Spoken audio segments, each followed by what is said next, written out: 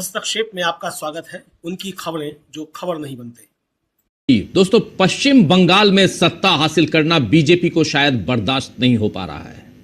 BJP से या तो अपनी खुशी नहीं संभाली जा रही है या फिर अपने समर्थकों पर लगाम लगाने में उसके नेता नाकाम हो चुके हैं, क्योंकि सोमवार से यानी नतीजे आने के दिन से टीएमसी के दफ्तरों पर हमले, आगजनी, तोड़फोड़ और पार्टी के समर्थकों और कार्यकर्ताओं के घरों पर हमले, इतनी घटनाएं हुई हैं कि चुनाव आयोग को इसमें दखल देना पड़ा और कोलकाता पुलिस कमिश्नर को आज प्रेस कॉन्फ्रेंस करनी पड़ी।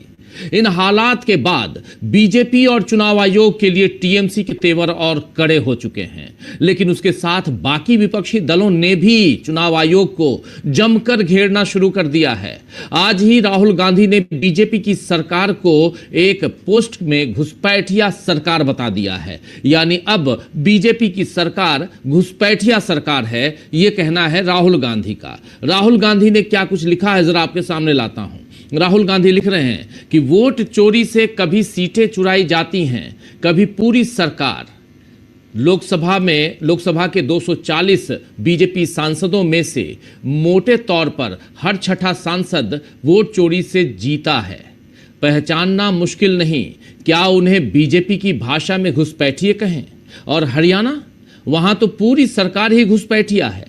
जो संस्थाएं अपनी जेब में रखते हैं, जो मतदाता सूचियों और चुनावी प्रक्रिया को तोड़ मरोड़ देते हैं, वो खुद रिमोट कंट्रोल्ड हैं।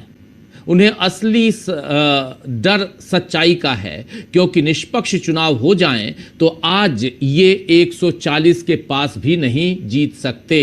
ये बात यहां पर राहुल गांधी कह रहे हैं। घुसपैठिया हरियाणा में, वहां तो हरियाणा की सरकार को घुसपैठिया सरकार कह रहे हैं, और यहां हर छठा सांसद वोट चोरी से जीता है। यहां पर हर छठा सांसद बीजेपी का जो है, 240 सांसद जो जीत के आए 2024 के चुनाव में, उसमें से हर एवरी सिक्स्थ पार्लियामेंटेरियन जो बीजेपी का जो सांसद है वो वोट चोरी करके जीता है। ये राहुल गांधी यहां कह रहे हैं, बहुत बड़ी बात यहां कह रहे हैं। और अगर निष्पक्ष चुनाव हो जाए तो ये 140 सीट के 140 का आंकड़ा भी नहीं पार कर सकते हैं, ये कह रहे हैं राहुल गांधी।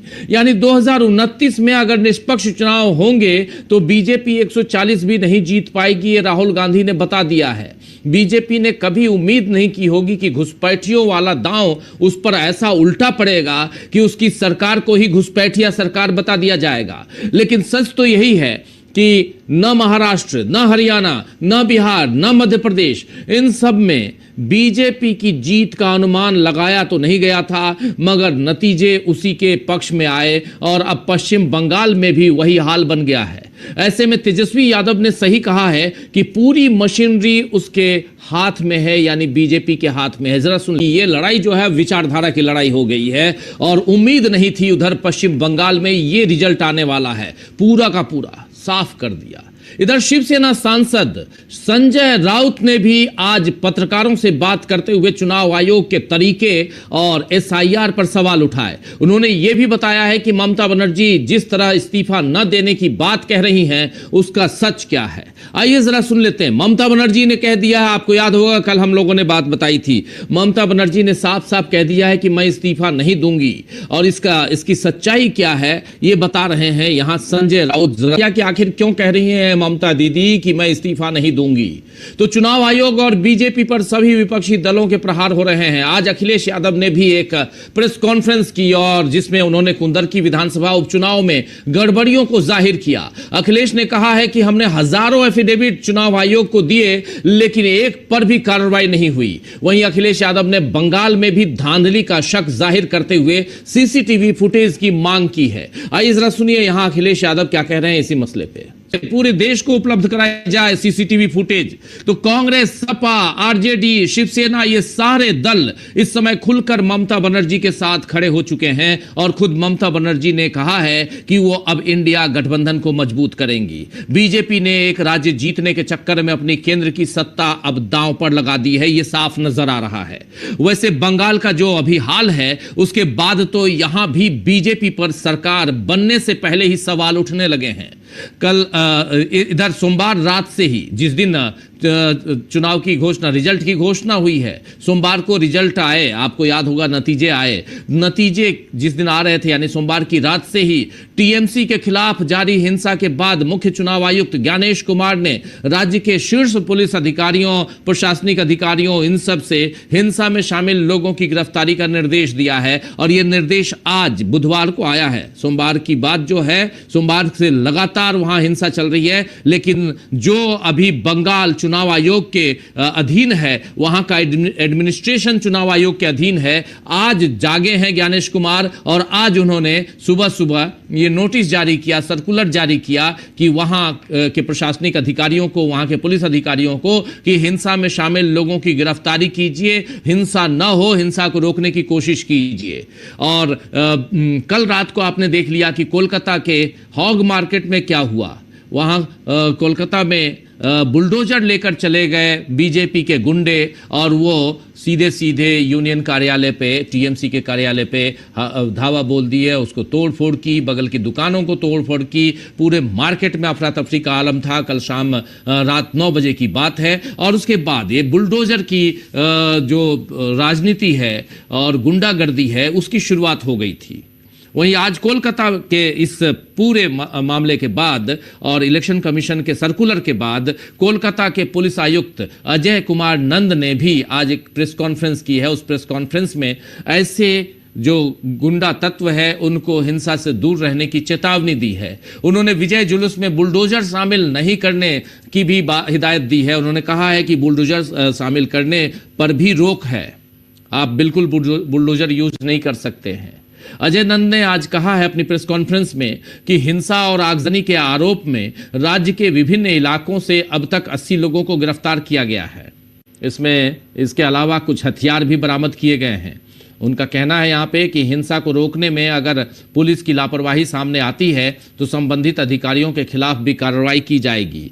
पुलिस और केंद्रीय बलों ने राज्य में कानून और व्यवस्था की स्थिति की निगरानी के लिए एक संयुक्त कंट्रोल रूम खोला है। पूरे राज्य में 240 क्विक रिस्पांस टीम यानी QRT तैनात की गई है। इसके अलावा मोटरसाइकिलों के जरिए गश्त भी शुरू हो गई है। ये बातें अब कह रहे हैं अजय नंद साहब। ज्ञानेश कुमार और अजय नंद का एक्शन में आना दिखा रहा है कि बीजेपी दबाव में आ चुकी है। उधर दक्षिण भारत चलते हैं, साउथ इंडिया चलते हैं जरा। दक्षिण भारत में भी बीजेपी को झटका लग गया है। आपने देखा केरल में तो बीजेपी जीत से बहुत दूर रही। तमिलनाडु में भी डीएमके की हार के बाद बीजेपी की जितनी उम्मीदें थीं वो सब खत्म हो गईं, वो सत्ता का हिस्सा नहीं बन पाई। लेकिन तमिलनाडु की कांग्रेस इकाई ने टीवीके को यानी एक्टर विजय को अपना समर्थन दिया है और इस शर्त पर कि वो सांप्रदायिक ताकतों के साथ नहीं जाएगी। अब अभिनेता से नेता बने विजय ने राज्यपाल राजेंद्र अर्लेकर के सामने सरकार बनाने का दावा भी पेश कर दिया है और कल मुख्यमंत्री पद की शपथ लेंगे एक्टर विजय। यानी अब आंध्र प्रदेश और पुदुचेरी को छोड़कर सारे दक्षिण भारत में कांग्रेस सत्ता में रहेगी।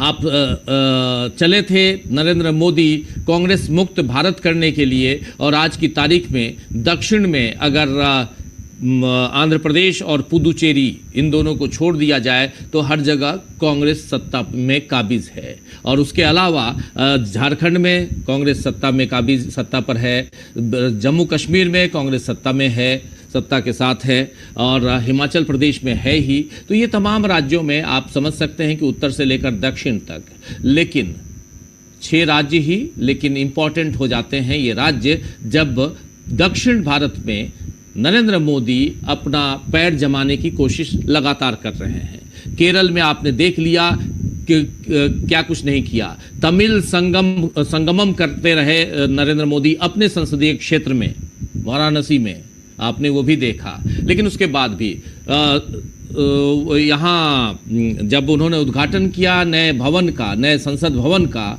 वहाँ पे उन्होंने क्या स्थापित किया था आपने वो भी देखा। अब मैं नाम क्या लूँ। तो इसीलिए ये सब कुछ करने के बाद भी दक्षिण में कुछ नहीं कर पाए नरेंद्र मोदी। लेकिन यहाँ उत्तर में और खासकर पूर्वोत्तर में, बंगाल में, असम और बंगाल में जो कुछ किया है उसका संदेश भी पूरी दुनिया में गया है। और उसके बाद बहुत सारे सवाल यहाँ पर पैदा हो रहे हैं। इन सवालों का जवाब क्या नरेंद्र मोदी और उनकी पार्टी दे पाएंगी? ये बड़ा सवाल है। तो सवालों के घेरे में, जीतने के बाद भी सवालों के घेरे में कैसे है भाजपा, और यहाँ पर भाजपा की जीत, अगर कहा जाए तो भाजपा की जीत सवालों के घेरे में है, और सबूतों के साथ कैसे सामने आ रहा है विपक्ष, इस पे आज चर्चा करेंगे। चर्चा ये भी कि बीजेपी की जीत में हार का बड़ा संदेश कैसे छिपा है, इसको जरा और एलुब्रेट करेंगे। और आइए अब स्वागत करते हैं हम अपने उन तमाम साथियों का जो हमारे साथ इस चर्चा में जुड़े हुए हैं। हमारे साथ इस वक्त देखिए 4 वरिष्ठ साथी जुड़े हुए हैं। प्रोफेसर अखिल स्वामी जी हैं, हमारे साथ हैं सुनील शुक्ला जी, प्रशांत टंडन जी और अमलेंदु उपाध्याय जी। आप चारों का स्वागत इस्तकबाल है। स्वागत इस्तकबाल आप तमाम दोस्त साथी शुभचिंतक आप सबका जो अब तक जुड़ चुके हैं उनका भी, जो जुड़ने वाले हैं इस कार्यक्रम में उनका भी स्वागत करता हूं, इस्तकबाल करता हूं। प्रोफेसर अखिल स्वामी जी आपके पास। स्वामी जी, पश्चिम बंगाल की ये तस्वीरें देख लीजिए। अब कितनी तस्वीरें दिखाऊं, आप लोग बहुत अच्छी तरह से देख रहे होंगे। इन सब के साथ साथ कुछ वीडियो जैसे जो मीम्स बनाते हैं, जो वीडियो बनाते हैं जिसमें ममता बनर्जी की तरह कोई साड़ी पहने हुए, धोती लपेटे हुए और उसको सिंबॉलिक रूप से रस्सी से खींचते हुए, उसको जूता मारते हुए, ये सब पश्चिम बंगाल है। ये पश्चिम बंगाल, क्या पश्चिम बंगाल को मणिपुर बनाना चाहती है वहाँ की जो आगामी सरकार है, जो जीत के आई सरकार, वो, या कुछ और है? क्योंकि अब जाकर आज सुबह सर्कुलर आया है इलेक्शन कमीशन ऑफ इंडिया का। 2 दिन तक क्या सो रहे थे? और अब मांगा जा रहा है, सीसीटीवी फुटेज मांग रहे थे। कल आपने देखा अभिषेक बनर्जी ने सीसीटीवी फुटेज मांगा। अभिषेक बनर्जी ने तो यहाँ तक कह दिया कि ईवीएम 100 से ज़्यादा जो सीट्स हैं उसके ईवीएम बदल दिए गए हैं, उसके नंबर जो हैं अलग हैं, जो फॉर्म 17C में नंबर है कुछ और वहाँ जो नंबर हैं वो कुछ और है। इतनी धांधली, और अगर नहीं है धांधली तो इन धांधलियों के आरोप को सही साबित कर दो, गलत साबित करो, आप अपने आप को सही साबित करो। और इन सब के बीच राहुल गांधी घुसपैठिया सरकार कह रहे हैं। हर छठा सांसद बीजेपी का जो है वो वोट चोरी से बना है, ये राहुल गांधी कह रहे हैं। और उसके बाद भी सब चुप है, बीजेपी चुप है। और बीजेपी, चलिए पॉलिटिकल बयानबाजी हो जाएगी, लेकिन चुनाव आयोग चुप है। कैसे देखा जाए?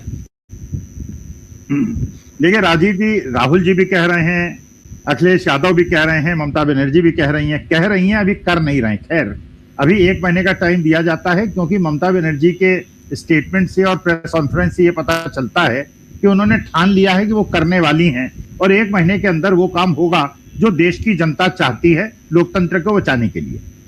देखिए, जो अखिलेश यादव ने और जो अभिषेक बनर्जी ने चार्जेस लगाए 2, वो इतने ज्यादा सीरियस हैं। और देखिए, देश की जनता चाहती है ट्रांसपेरेंसी।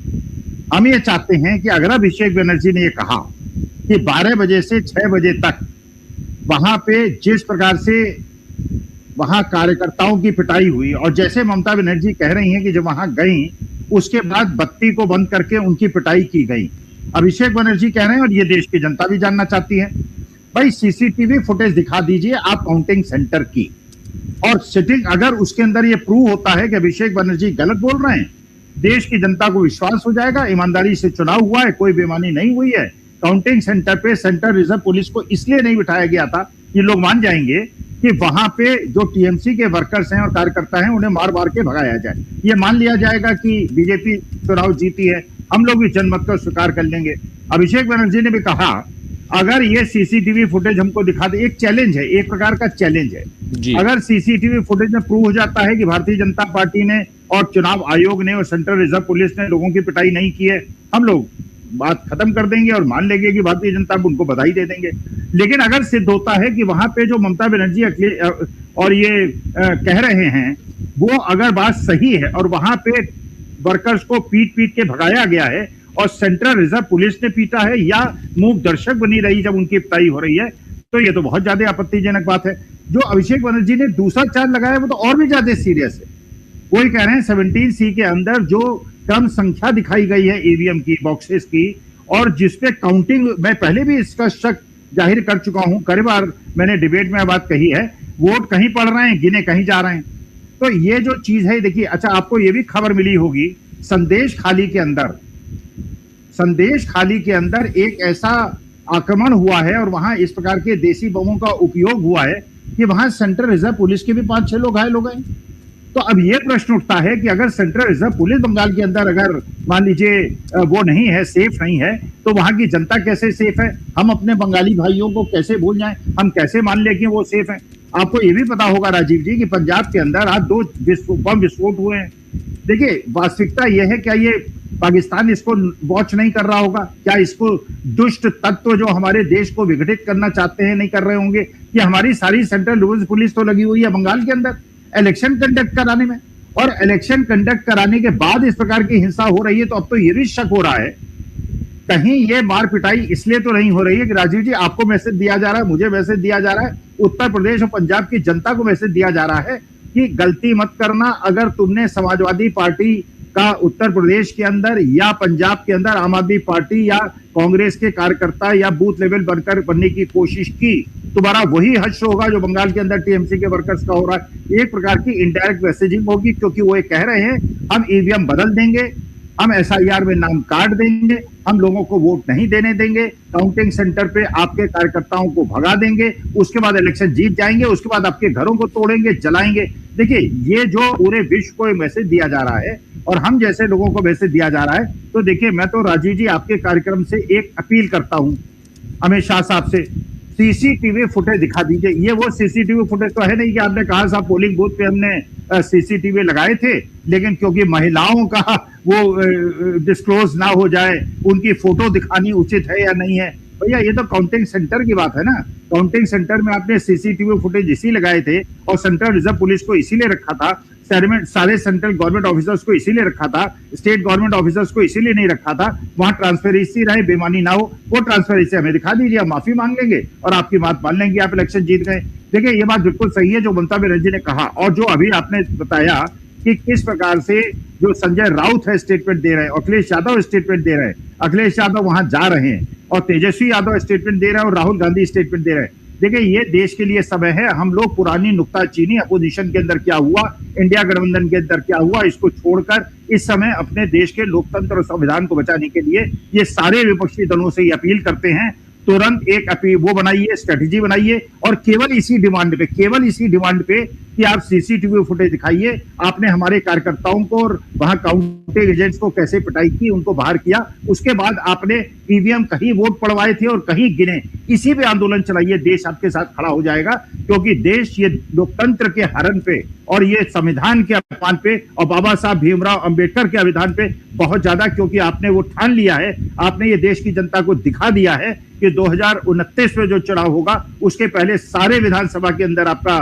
शासन होगा, उसके बाद यही ज्ञानेश कुमार गुप्ता वो चुनाव कराएंगे, हो सकता है प्रीपोन में चुनाव करा दें और उसके बाद 450 सीट लेके आएंगे और हमारे देश के संविधान को बदल देंगे, बाबा साहब का अपमान करेंगे, हमारे देश के स्वतंत्रता संग्राम सेनानियों का अपमान करेंगे। इसलिए ये समय की मांग है कि विपक्षी नेता एकजुट होकर, एक दूसरे का हाथ पकड़कर, पूरे हिंदुस्तान के नेता इकट्ठे होकर जनता का टेस्ट ले लें कि जनता उनके साथ है कि नहीं, और उसके बाद जनता का सैलाब देख के इनके जो बाकी बचे हुए होश उड़ जाएंगे। और अगर ये सीसीटीवी फुटेज दिखा देते हैं और ये दिखा देते हैं इन्होंने कोई बेईमानी नहीं की, मारपिटाई नहीं की, लेकिन ये शक जरूर पैदा करता है 8 घंटे काउंटिंग होने के बाद भी 1-2 राउंड की काउंटिंग होना और उसके बाद लाइट का चला जाना और ममता बनर्जी का हार जाना, बनारस के अंदर लाइट का चला जाना और मोदी जी का जीत जाना, उसी प्रकार से जिस प्रकार से अब ये संदेश खाली में हो रहा है, पंजाब के अंदर हो रहा है, राजीव जी मुझे डर लग रहा है, अपनी भारत माता के लिए डर लग रहा है। जी जी, बिल्कुल बिल्कुल, बहुत सारी चीजें जो हैं वो यहाँ पर मैच करती हैं। जैसे देखिए कितने मुख्यमंत्री हारे, ममता बनर्जी हार गई, इस बार 2 मुख्यमंत्री हारे हैं, स्टालिन हार गए उधर तमिलनाडु के। अच्छा, इससे पहले आप देखिए नवीन पटनायक जी हार गए ओडिशा में, दिल्ली में अरविंद केजरीवाल हार गए, उधर गौरव गोगोई हार गए, मुख्यमंत्री नहीं है लेकिन उनको जिम्मेदारी थी उनकी वहां पे। इसी चुनाव में 3 बड़े नेता हार गए। और ये क्रोनोलॉजी क्या, ये उन्हीं के उधार ले रहा हूं, अमित शाह जी क्रोनोलॉजी समझाते हैं। ये क्रोनोलॉजी क्या कहलाता है प्रशांत टंडन जी, कि ये बड़े बड़े नेता अपने अपने दलों के छत्र वो हार जाते हैं। केरल में कुछ दाल नहीं गलने वाली थी, इसलिए शायद विजयन जो हैं, पिनरई विजयन को छोड़ दिया गया।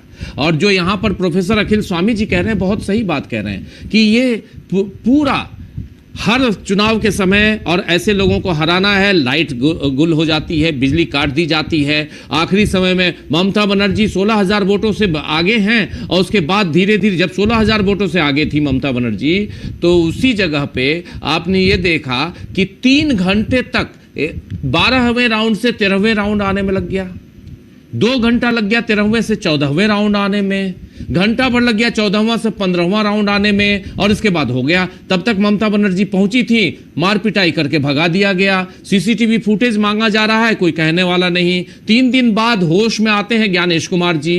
तो ये सब इस क्रोनोलॉजी को कई लोगों को लगता है, कई लोग कहते हैं चलो हार गए तो आप चिल्लाने लगते हो, आप लोग भी यहां पर डिबेट में आ जाते हो। कौन करेगा? हम नहीं करेंगे तो कौन करेगा? प्रशांत जी डिबेट। अरे जरा आवाज बढ़ाइए प्रोफेसर उज्जवल चौधरी। हाँ जी, अभी ठीक है? हाँ अब ठीक है जी। तो सुनील जी की बात को मानते हुए मैं 2-4 डेटा रखता हूं जिससे कि ये बात एकदम सशक्त तरीके आ जाए। बीजेपी को 45.8% वोट मिला है, जो कि वोट की संख्या में 2.9 करोड़ है रफली। मैं होल नंबर बता रहा हूँ।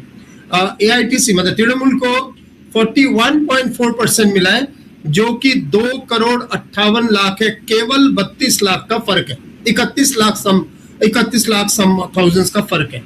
डिफरेंस 5% से भी थोड़ा कम, 4.9%। सीपीआईएम आईएनसी को मिलाकर 9% वोट मिला है। प्रोजेक्टेड डिफरेंस 31 लाख है। टोटल एसआईआर में डिलेशंस 91 लाख है, आउट ऑफ विच 27 लाख ऐसे हैं जो ना कि हाँ है या ना कि ना है, एडजुडिकेशन के अंदर है, और उसमें से अधिक लोग मतलब वोटर्स हैं ही। इसके अलावा उसमें से केवल 1500 का केसेस की निष्पत्ति हुई, जिसमें से 1300 आ गए वापस। तो फॉर्म 7 का डिलीशन 5.5 लाख का हुआ, और नए मतलब वोटर लिस्ट छपने के बाद फॉर्म 6 से नए एडिशन 6,50,000 हुआ। तो दिस इज 1 पॉइंट आपको रखना था। सेकेंड, जो 12% नाम डिलीट हुआ है, जिसमें डेफिनेटिवली डेड, माइग्रेटेड या डुअल, ये टोटल नंबर 54 लाख है। 91 में से 54 लाख यानी ऑलमोस्ट 33-34 लाख इसमें से वो है, क्या कहते हैं, डिस्प्यूटेड है, जिसमें 27 लाख सरकार खुद ही बोल रही है, मतलब इलेक्शन कमीशन खुद ही बोल रही है कि डिस्प्यूटेड है, लेकिन डिफरेंस 32 लाख का है। तो आप किसी जगह से भी ध्रुवीकरण नहीं है, कोई भी एंगल से। और उन्होंने सही किया, 73.4% हिंदू पॉपुलेशन है, बाकी सब मिलाकर माइनॉरिटीज पॉपुलेशन है, उसमें 2-1% नॉन मुस्लिम माइनॉरिटी भी है। लेकिन उसके बावजूद भी 73 में अगर आपको 45% टोटल मिला हुआ है, और वो भी 93% वोट होने के बाद, तो ध्रुवीकरण नहीं कह सकते। हाँ, हिंदुओं के वोट आपको ज्यादा जरूर मिला है, जरूर एंटी इनकम्बेंसी दिखता है, लेकिन ये नहीं दिखता है कि ध्रुवीकरण है। और दूसरा, ये डाउटफुल रहेगा ही।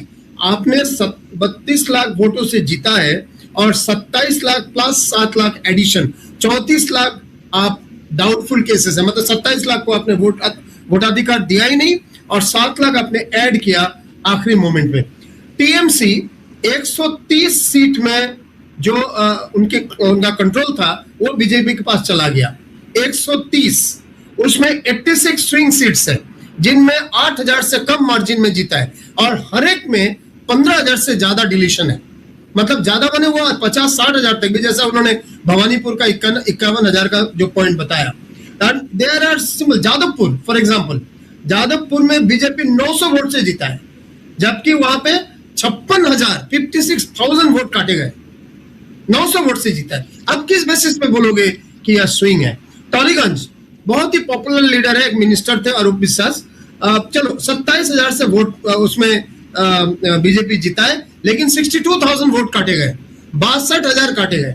किस बेसिस पर? एक के बाद एक मोस्ट सक्सेसफुल मिनिस्टर, मैं एक को पर्सनली जानता हूं, सुजीत बोसु एक मिनिस्टर थे, और सुजीत बोसु विधाननगर एरिया में वेरी वेरी पॉपुलर। यहां तक भी उनके सामने जो कैंडिडेट्स, वो भी खुद भी कैंपेन नहीं किए हैं, क्योंकि उनका इमेज पॉलिटिशियन से ज्यादा सोशल वर्कर है।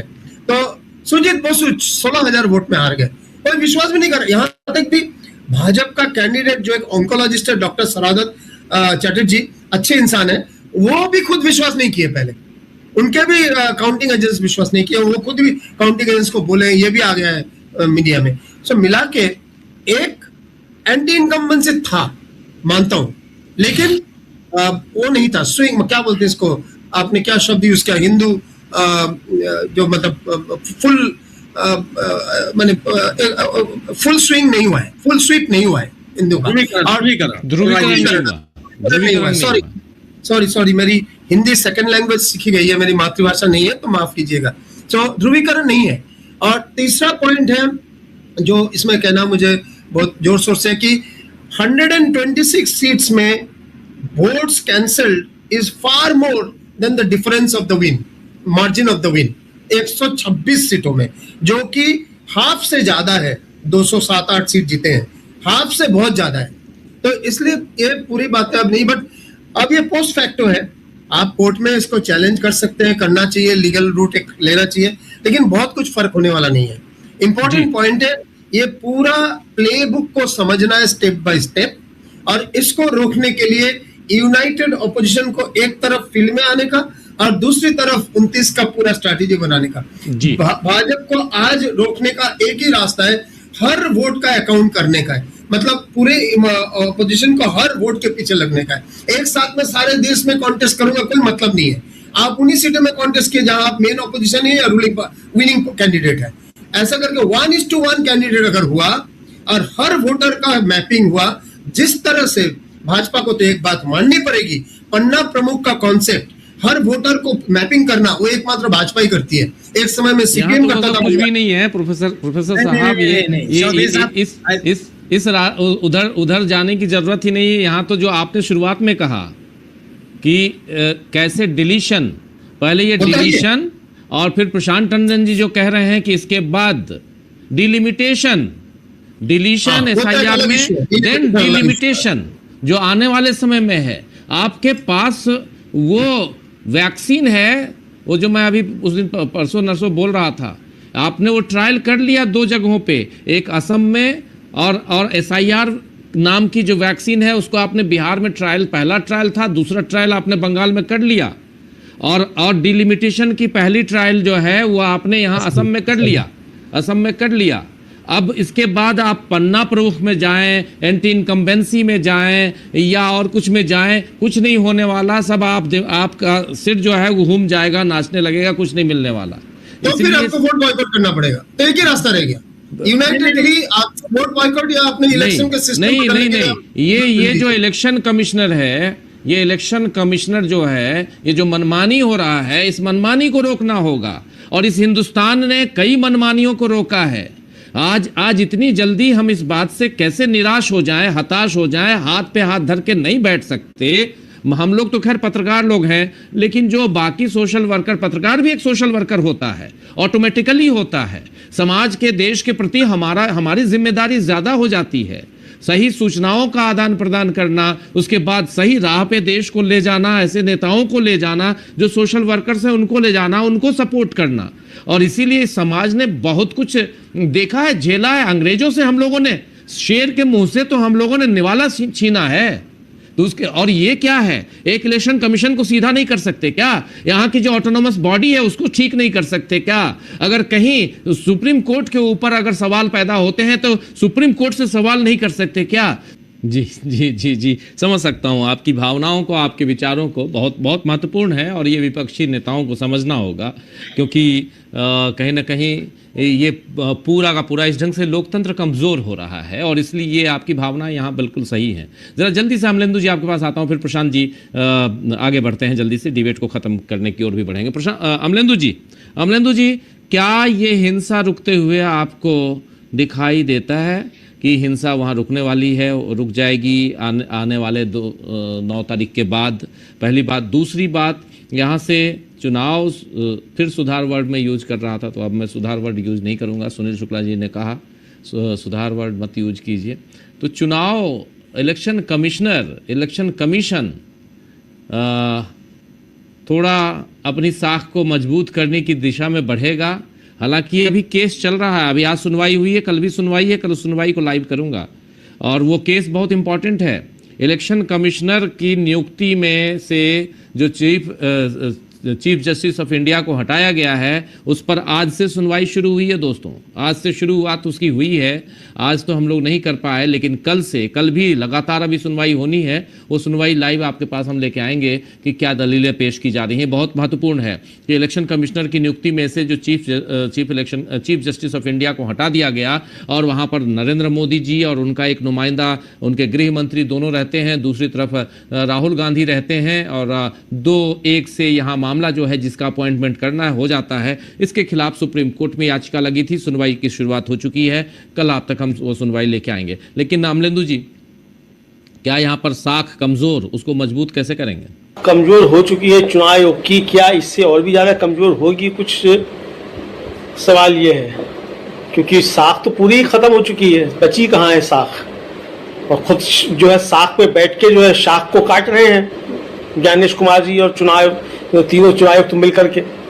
लेकिन राजीव जी, फर्ज कीजिए कि ये जो हिंसा आज हो रही है चुनाव के बाद, अगर ममता बनर्जी की सरकार होती है, ममता बनर्जी जीत गई होती और तब ये हिंसा हो रही होती, तब बीजेपी क्या मांग करती है? बीजेपी यही मांग करती कि ममता बनर्जी की सरकार को बर्खास्त करो, ममता बनर्जी इस्तीफा दे, चूंकि उनकी सरकार में हिंसा हो रही है। तो जब आज सरकार में ज्ञानेश कुमार जी हैं, चुनाव आयोग है, तो ये इस्तीफे की मांग भारतीय जनता पार्टी ज्ञानेश कुमार से क्यों नहीं कर रही है? कि तुम नाकारा साबित हुए हो। तुमने 2.5 लाख वहां जो थी सेंट्रल की फोर्सेस नियुक्त कर दी, और गृह मंत्री ने कहा था कि वहां 60 दिन तक सेंट्रल की फोर्सेस रहेंगी और टीएमसी के गुंडों को उल्टा लटका दिया जाएगा। तो या तो ये कहो कि टीएमसी के गुंडे उल्टे लटकाए जा रहे हैं, गृह मंत्री का काम किया जा रहा है, और अगर गृह मंत्री का काम नहीं किया जा रहा है तो ज्ञानेश कुमार नाकारा साबित हुए, ज्ञानेश कुमार इस्तीफा दो, वरना हलफनामा देखकर जो राज्य से माफी मांगो। तीसरा कोई विकल्प ज्ञानेश कुमार के सामने नहीं है। यह भारतीय जनता पार्टी क्यों नहीं कहती राजीव जी कि सरकार में इस समय ज्ञानेश कुमार जी हैं, पश्चिम बंगाल की सरकार के मुखिया इस समय ज्ञानेश कुमार गुप्ता हैं। आपने भी कहा कि सोमवार से हिंसा शुरू हुई और आज बुधवार हो गया। आज बुधवार को ज्ञानेश कुमार जी को होश आ रहा है, उन्हें यह ध्यान आ रहा है कि अरे सरकार तो हम चला रहे हैं इस समय, वहां चीफ सेक्रेटरी हमारे अंडर में है, डीजीपी हमारे अंडर में है, जिले के तमाम मुखिया हमारे अंडर में है। 240 आपने जो है 242 स्पेशल ऑब्जर्वर्स भेजे हुए हैं, उसमें पुलिस के ऑब्जर्वर भी हैं, और उसमें वो भी है सिंघम यहां से जो गया था, एनकाउंटर स्पेशलिस्ट। और इसके होते हुए अगर हिंसा हो रही है तो इसके लिए राजीव जी एकमात्र जिम्मेदार इस समय ज्ञानेश कुमार हैं, उनका इस्तीफा लिया जाना चाहिए। और ये मांग किसी और को नहीं, भारतीय जनता पार्टी को करनी चाहिए। चूंकि अगर ममता बनर्जी मुख्यमंत्री होती तो ये इस्तीफा लिया जाता, मांगा जाता ममता बनर्जी का। अब राजीव जी, क्या 9 तारीख के बाद स्थितियां सुधर जाएंगी? मुझको नहीं लगता है कि स्थितियां कुछ सुधर जाएंगी, और इसलिए नहीं सुधरेंगी राजीव जी। एक तो बीजेपी ने ये स्वीकार कर लिया कि जो लोग ये कर रहे हैं वो उनके लोग हैं। उनके जो प्रदेश अध्यक्ष है सामिक भट्टाचार्य, उन्होंने कल भी कहा कि जो लोग ये कर रहे हैं अगर वो नहीं रुकेंगे तो हमको पार्टी से निकालने पर मजबूर होना पड़ेगा। अरे रोका किसने? आपको जो आपको मजबूर होना पड़ेगा, निकाल के बाहर करो पार्टी से, कार्रवाई करो। किसने रोका है आपको? आप स्वीकार कर रहे हैं कि आपकी पार्टी के ही लोग हैं। तो ये राजीव जी, जो भारतीय जनता पार्टी का असली चाल चरित्र चेहरा है, वो बंगाल में एक बार फिर खुलकर सामने आया है। जहां जहां राजीव जी भारतीय जनता पार्टी की सरकारें बनती हैं, और खासतौर से उन राज्यों में जहां पहले किसी और विपक्षी दल की सरकार होती है, हर जगह इसी तरीके की हिंसा होती है। उत्तर प्रदेश में भी जब योगी आदित्यनाथ की सरकार बनी थी, इसी तरीके की हिंसा की खबरें उत्तर प्रदेश से भी आई थी। और मुझे ध्यान पड़ रहा है खासतौर से देवरिया से जो थी, वो दलितों के घर जलाए जाने की आई थी। तो इस तरह की खबरें राजीव जी आती हैं। ये भारतीय जनता पार्टी की संस्कृति में शामिल है। ये जगह जगह मणिपुर बनाना चाहते हैं, ये पूरे देश को मणिपुर बनाना चाहते हैं राजीव जी। ये इनका असली चाल चरित्र चेहरा है, और जहां जहां हिंसा होती है वहां वहां भारतीय जनता पार्टी को फायदा होता है। तो क्या हिंसा और भारतीय जनता पार्टी का चोली दामन का साथ है? ये भी राजीव जी सवाल यहां उठना शुरू हो गए। और अगर ऐसा नहीं है तो प्रधानमंत्री ने अब तक कान क्यों नहीं अमेठे वहां के डीजीपी के और चीफ सेक्रेटरी के? अमेठने चाहिए थे। अमित शाह जी 9 तारीख को जाएंगे, 4 तारीख को तो नहीं थे, तो उससे पहले वहां तैयारियां क्यों नहीं हो रही हैं? अगर आपका इसमें कोई योगदान नहीं है, ये जो हिंसा हो रही है, तो इस पर कार्रवाई करनी चाहिए थी। सेंट्रल की फोर्सेस हैं, हाँ, वो कुछ कार्रवाई नहीं कर रही हैं। तो ये राजीव जी, मुझे लगता है कि भारतीय जनता पार्टी का जो असली चेहरा है वो सामने आया है। कोई हिंसा रुकने वाली नहीं है, इसको बाकायदा उकसाया जा रहा है। ये बताया जा रहा है कि हम जो है यहाँ आए हैं और हमने अपनी पताका जो लहरा दी है। वास्तव में राजीव जी, परिस्थितियां देश के सामने गंभीर है, इसमें कोई दो राय नहीं है। अब इससे कैसे निपटना है, क्या करना है? संजय राउत भी कह रहे थे कि भाई सबको मिल बैठ के रास्ता निकालना पड़ेगा। मनोज झा जो है आरजेडी के सांसद, आज वो भी कह रहे थे कि भाई आप किसी पॉलिटिकल पार्टी से तो लड़ सकते हैं, लेकिन अगर पूरा सिस्टम जो है संवैधानिक संस्थाओं से लेकर और सेंट्रल की फोर्सेस और राज्य की पुलिस तक अगर सब वही शामिल हो जाए इसमें, तो आप इससे कैसे लड़ेंगे? ये रास्ता तो निकालना पड़ेगा।